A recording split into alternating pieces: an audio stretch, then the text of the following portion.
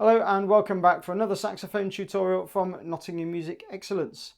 So in this video I'm going to play this lovely and very famous tune, translates as the morning song, Chanson de matin by Elgar, and it's set for grade 4 saxophone, and I think this will be a big hit with a lot of players. It's very tuneful, it's very pleasing to play and to listen to.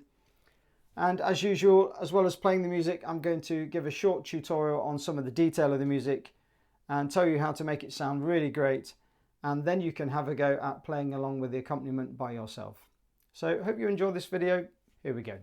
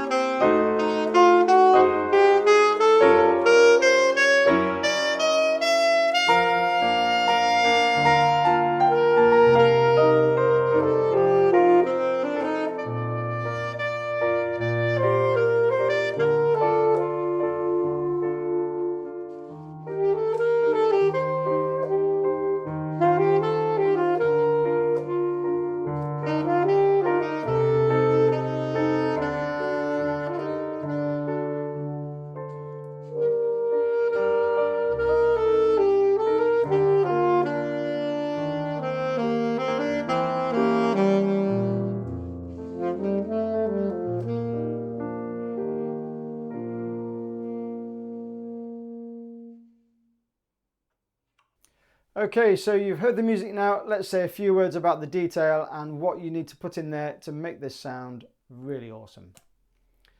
Chanson de matin. Okay, so song of the morning, it says, a morning song. And I think this, translates over to the saxophone really nicely, actually. And I have to say, I do like the ABRSM download sort of accompaniment to this. I do like it. It's a good tempo, and I think it's just very musically played. It's one of those, it kind of backs up one of the reasons why I like the accompaniments to be a proper performance rather than kind of like a MIDI file, as it were, that created from Sibelius. I think it's played in a musical way, and also it will just help you listen out for, there's a few little subtle little rals and rits in the piano accompaniment, which would just force you to listen to the piano part a bit more carefully so you don't come in early on the next bar. So over to the first few notes. Notice on those first couple of notes that there's kind of a tenuto line marked on the G's there. So let's think about how that will change the effect of the note a little bit. So it's kind of, maybe you want to give that note a full length and a lingering pressure, but it also says dolce as well. So I think it's basically implying don't play the notes too plainly. So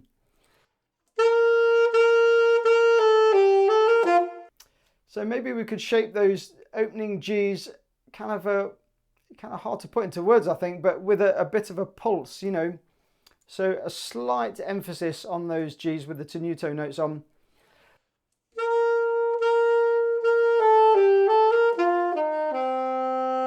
And then just slightly separate the next two as well.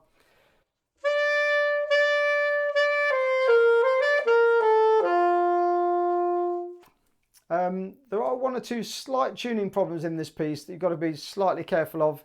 every time you land on that D with the octave key, you might want to add a B key to that to just dull it down a little bit. Certainly with the piano, you'll hear it, that is a sharp note on every saxophone really. So D with the octave key, just try pressing that B key maybe sometimes. Might sound a little bit strange at first because you're not used to the sound of that note with that key, but I promise you when you put it with the piano, you'll see why.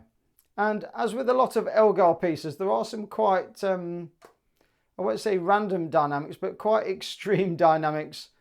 So you notice at bar 18, 19, 20, 21 there, PP.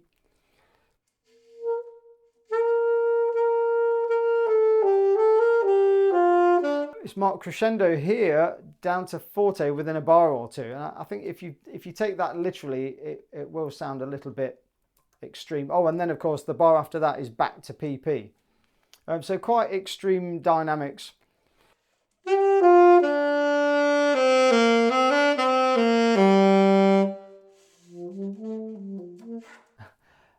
So I think just moderate that a little bit. Perhaps go to MF and, you know, just play that. Just watch those last low notes there. I think just play them as quiet as you dare without losing the notes, you know.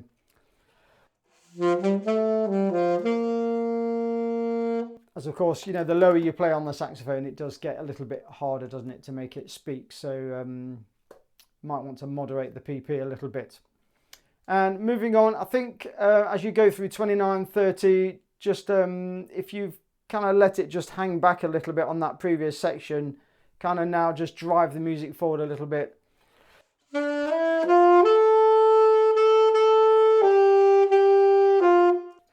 So keep it moving forward, and then you've got this dotted quaver, semi-quaver thing coming up, haven't you? So bum, ba bum. Let's talk about the accelerando. Now, one thing I did notice on the ABRSM sort of download on that accompaniment, it does accelerando quite a lot actually. And remember, of course, that dum, dum, dum, as you're tying over the bar line there, on the bar, that is where the piano hits the chord. So you're kind of like chasing the piano chord through that section, aren't you? Dum, dum, dum, crash, dum, dum, dum, dum, dum, dum. Which makes it, you know, easy enough to follow. And I guess when you play it, you know, when you play it live with the piano will just follow you and, you know, will put those chords in at the right moment. But certainly when you're following the backing track, got to be really careful that you do follow those chords and you get moving, you know.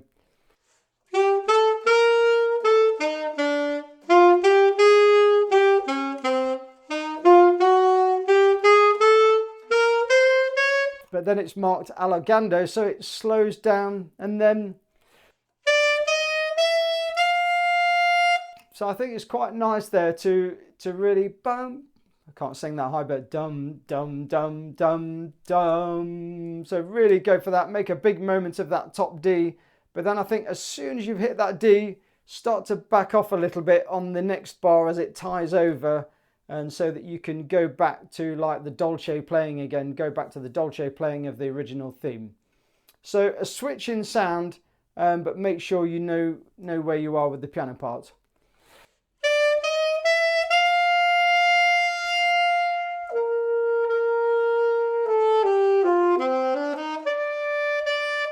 And be careful of that switch back to the MP at bar 1, 2, 3, 4 at your bar 5. So what I hear a lot of times with pupils when they play this, they go, and there's a big sort of splurge of notes going up to that B. It can sound a bit messy. So make sure when you go up to that B, just tongue that B, and it will help you just create a bit of definition.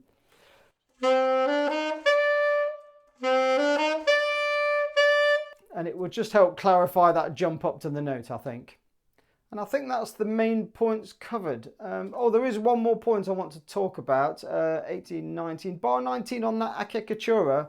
Instead of flicking off all the fingers for that D to C, you can just flick off one of these. You can use that middle palm key there, just to flick off a D. You could use that. This is a bit flatter if you use that one. If you use the middle one,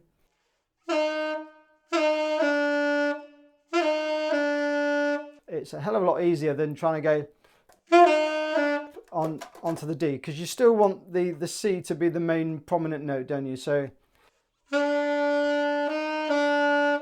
and then with the flick off that key.